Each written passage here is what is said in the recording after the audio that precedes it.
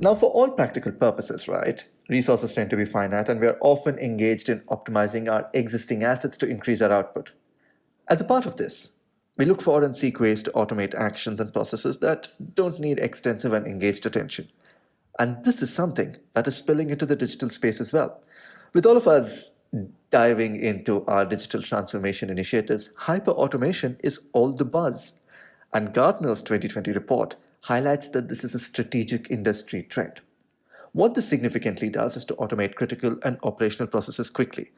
And this is important now more than ever, with businesses working towards optimization across all fronts, given the challenges in the current scenario where resilience of many businesses is being pushed like never before. Hyper automation involves tools that include robotic process automation, RPA, intelligent business process management software, IBPMS, and AI, thereby enabling AI based decision making. To speak more about this, I'm joined by Ravi Shankar Pingali, COO and Head of Digital here at Woot IT. And we're going to see how we can unleash hyper automation by combining multiple technologies, from RPA to machine learning to AI. Welcome aboard, Ravi. Thank you, Ashwin, and it's a pleasure to be here. Ravi, tell us about the growth of hyperautomation. Now, computers were designed to simplify our task multifold, but hyperautomation sounds like you're adding a rocket booster to steroids. What's happening here? Well, it's true, and more so in the current scenario, because where everybody needs to adopt the digital first mindset. Because I think one is forced, because furthermore, I think it got accentuated by the pandemic, which hit us out of nowhere, right? I think what's important though is not get hyper about the whole term, as we say, the hyper automation, right? I think automation has been there for a while. I think the term hyper automation to me is nothing beyond making the automation more intelligent, much more self-sufficient in the current times, right? Then we're trying to add an extra layer of robotic intelligence to the capability it already has. Essentially, make it smarter, intelligent, to be able to complete a process or move towards from automation towards the decision-making scenario, right? I think, and we see there is tremendous traction in this area. And yes, obviously, this term was coined by Gartner, and rightly so. And we see there is tremendous traction. But what we see is people are moving, upping the ante, and going beyond the standard RPA or the automation, moving them towards getting some business outcomes. I think we see tremendous. I think, and this is absolutely seen across industries. I've seen it in retail, banking, insurance, every possible place where people are trying to get value out of this particular concept of hyperautomation. Clearly, the benefits are obvious, but why isn't everybody opting into RPA? It's bound to hit a roadblock, if not fail. And we had multiple use cases where people have taken it at a face value. Okay, it's more looked upon as something, a technology initiative, rather than giving a holistic view of what it really is, right? Technology can just be an enabler, but I think there are many out there, the many CIOs and CTOs I've seen, who are very clear about what they need. I think the largest and the most amount of time that they spend, and they need to, rightly so, is trying to identify the expected outcomes and benefit of this initiative, right? It's quick to go to the market and pick a tool or two, but I think it's got to do with technology, people, processes, and the larger organizational change management. So I think there is adoption all around, but it's just that there are some are slow in picking it up, while others have certainly burned the fingers. So I think I think people are still preparing themselves to ensure they have the right mindset, people, buy-in, most importantly, the KPIs, which they are trying to derive out of this. Otherwise, I think there's always this cost-benefit analysis which happens, right? And that certainly is the predominant factor which comes here. You may throw a lot of technology up there, but if it is not adding value to the business or the outcomes that you're looking at out of it, I think it becomes a moot point, right? I just want to stay on this for a little longer. What are the limitations here from a people, talent, and a cost perspective? I think my experience and my interactions with many stakeholders across enterprises tells me the biggest limitation, if any, is the people. When I say people, it's not the quantum of people, it is the people's open-mindedness. Because any change that kind of forces you or makes you think, course correct, change the way you operate, change the way you work, change the way you look at things or process something, the change, I think there is generally a resistance, right? And that's what I've seen people struggling with. While some people certainly have great thoughts about how technology can be put best to use, but I think when it comes to people who are the line managers, people who are managing these processes on a day-to-day basis, their perspectives are very limited. No blame, but then I think that's the reality. And when it comes to talent, I think to me talent is as good as you allow it to be, right? I think talent also has to have a lot of radical way of looking at things. I think you've been doing something for a while. I think the openness of the people, which is essentially to me talent, to be able to adopt to the new normal. I think that's predominantly what talent is to me, and that's where I think many of the organizations are struggling. How do you make that paradigm shift from somebody who's been doing this for ages to start openly looking at, opening up their minds to understand, adopt, and put it up to use? And given these reality checks, what should companies prep for first before they can embark on their hyper automation journey? I think it's extremely crucial for every company which is wanting to embark on hyper automation or generally automation in general is have a very clear discipline of process mining. Process mining is essentially very critical, and it's nothing but something that helps you understand the processes end to end. It simplifies it. It gives you the real baseline for where to start your automation process. And two, obviously the goal. What is your ultimate goal? What are the outcomes? What is the KPI that you ultimately want to achieve by virtue of this automation journey itself? I think unless these two elements are rock solid and sufficient time and investment is, in terms of time and money is invested in these two elements, I think any amount of tools, any amount of efforts may not get us desired results. I think this is something which I firmly believe and have seen and experienced is necessary for any hyper automation initiative to absolutely be ready. And most importantly, I think don't get technology is an enabler. I keep reiterating this for the same reason. It can give you what you allow it to give.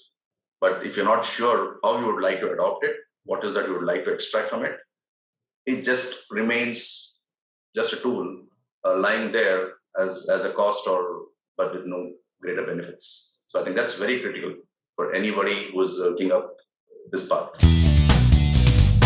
Ravi, no two ways about it. Automation is a great idea, but this requires a lot of data cleanliness, right? So how can companies still embark on their hyper automation journey if there's a lot of unstructured data lying around? Well, to be honest, the concept of unstructured data is not new anymore. It's been there for ages now. I mean, nearly a couple of decades, at least a decade and a half I know of. And it essentially nothing but data that doesn't stay in the database tables, but something which is coming by virtue of images, PDF files, emails, videos, and chats, and various different forms, right? And this has become mainstream, quite honestly. I think it's almost I would say a sin to call unstructured data something of a beast. It's pretty normal now. And yes, your answer is right, because even though the conventional RPA, the automation, takes care of automating an existing process where a lot of unstructured data is not required or rather cannot be consumed, I think this is where the intelligent automation or the hyper automation comes into play, like you said, right? And because though the structured data is finite and is easily interpretable by the bots, I think when it comes to unstructured data like these, which are essentially the sentiments, the reactions that you see in various different forms, they become crucial when it's trying to evaluate or trying to understand what the value of the data is all about. And that's where I think for us to be able to make decision making using various different technologies like AI, ML, NLP, everything else, I think it's important that this data quality is maintained, right? Because structure or unstructured, the quality of data is of paramount importance, and there are sufficient ways and means to get it done, right? I think there are tools all around, and that's why I think the moment you want to base any decisions or carry out any complex works downstream based on the data that are coming upstream, I think yes, this becomes super important. It's an hygiene factor that companies and organizations have to put in, because the quality of data is the reflection of how good the decisions are or downstream process. I think you structure a very right tone. I think it's the heart of the entire initiative in many ways. So I think it's clear that there are multiple ways to do it, but I think anything intelligent and smart relies on how smart you allow it to be, and which is driven by the data itself. Smart and intelligent. So let's talk about it. You just spoke about AI. How have RPA and AI been combined? Now, tell us about companies. Tell us how companies have been able to benefit by amalgamating both of these technologies, Ravi. Absolutely. Well, companies have been able to benefit individually with these technologies as well as in a combined way. And like I said, I think it's a very heady mix, if I may say that, right? Because RPA had definitely reaped its own benefit, brings its own benefits to the table. And AI, as much as it's a paradigm, I think the proper usage and use case, properly applied AI certainly can bring a lot of results. I know of customers or companies who are using it very effectively for customer service operations, right? Because and that is where your hyper automation or intelligent automation. I think we all are now privy to a lot of chats or bots, which when you're talking to an insurance company or a bank or anybody else, I think that is where we have seen a classic combination of RPA and AI. And AI is where I think that the ML is what takes care of all your interactions on chat, your messages, your voice, and everything else. And it is good enough to be able to make a decision as to what the customer is looking for and what they need to be responded with. I think that is a very proactive and a very classical case of usage. Obviously, document processing, because the RPA, the standard RPA, can take care of text, like I said, in the structured way. But when it comes to reading the content of the document and making it electronic for the rest of the system to assimilate, absorb, and make a decision, I think AI and NLP, ML comes in very handy. And that's where I think we've seen a lot of use cases where people use OCR. And when it comes to anything financial, obviously fraud detection is paramount. So there are definitely use cases where people are exclusively using ML and stuff for fraud detection and claims processing. And another important aspect where we personally have used AI and ML is redaction, information redaction. But when I say redaction, it means when you gather personal information from customer, there are some elements of it which we cannot transmit downstream for any other processing. So that we have to really filter between which part of personal information can be transmitted ahead and what needs to be suppressed. And I think this is where I think we've seen a lot of intelligence applied. Loan underwriting has certainly started picking up when it comes to car loans or personal loans. People are using this. I think we see a lot of strategic investment and being made where decision making is slowly moving from people to the AIs and the NLPs and the MLs of the world, and which is true too. But it doesn't take away the people. But I think it certainly makes life much faster and easier, getting smarter by the day. Fascinating stuff. And this has been a packed chat. Ravi, what's the next frontier for companies that are looking to expand the scope of these technologies? I would say, like I said at the beginning,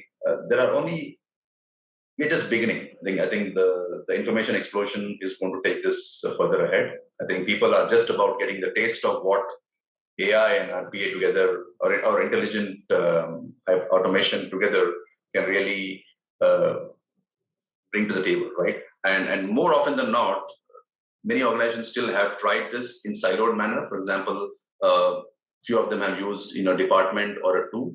But what is still not there in full-blown way is how do they make it a consolidated a full-blown implementation across the organization, at an organization or enterprise level, not just in departments, right? I think people are now talking about BPMS, but business process management has always been a part of people's portfolio or technology stack everywhere. But I think it has a role to play when it comes to intelligent or hyper automation, because that is one critical element, Ashwin, which kind of can orchestrate the organizational processes into a much larger scheme of things, right? So what can be in silos can now, through that layer, can be orchestrated to be used as an end-to-end use case. For example, a finance department, an HR department, and you have a sales department. I think these processes can well talk to each other, make interconnections, and make decisions together based on inputs and outputs from each other. But I think the layer in between, the orchestration layer, is pretty much substantiated or augmented by this BPMS tools. I think with advent of all these technologies and tools which are coming in, I believe the scope of hyper automation or the definition of this is going to get much bigger and better. And of course, as you just said, this is scratching the surface. And I'm curious to see where this will lead us in about a decade and perhaps even in 5 years. Thanks for your time, Ravi. It's fascinating to see what Woot and you are doing in this domain. And I'll check back in to see how you have moved the needle. Thanks for joining us again. Thank you, Ashwin. It was great. And stay safe. Thank you very much.